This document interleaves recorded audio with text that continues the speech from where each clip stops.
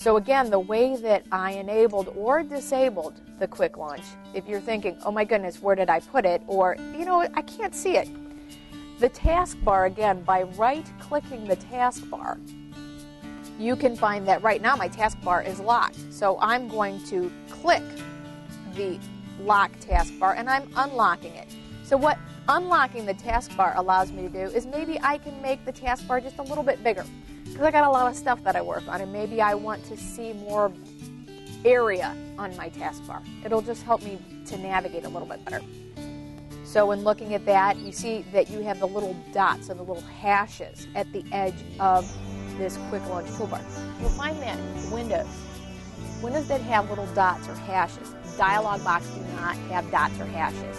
When the edge of a window has a dot or a hash at the corner, that means you can click on me and you can resize me. So there's a feature set that when you can identify the dots and the hashes, those show you that, you know, it's a movable, it's a customizable edge.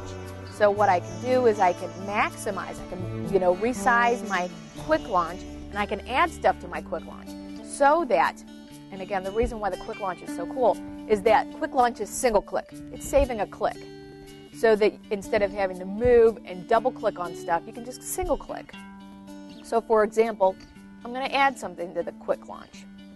And, you know, if you would, for example, Excel, you want to be able to launch the application of Excel without having to go to Start, All Programs, Microsoft Office, you know, Excel, you can just single click Excel.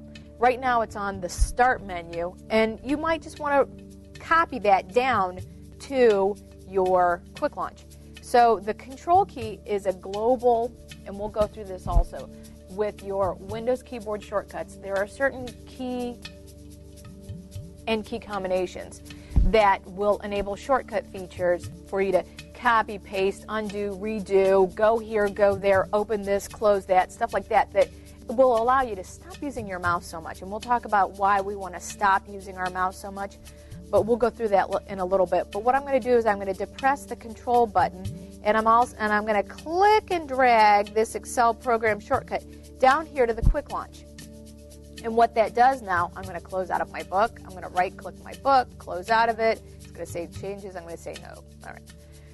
So down here now, my mouse pointer is hovering over my Excel program shortcut, and I can just single-click, and it launches the application.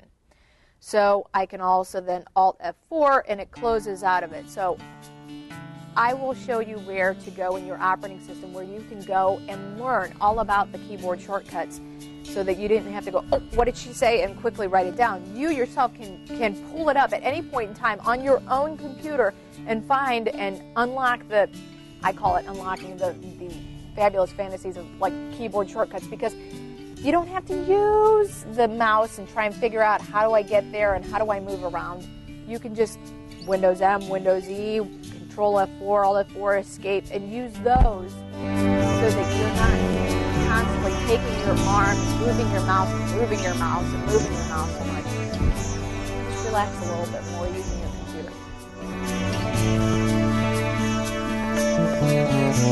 computer.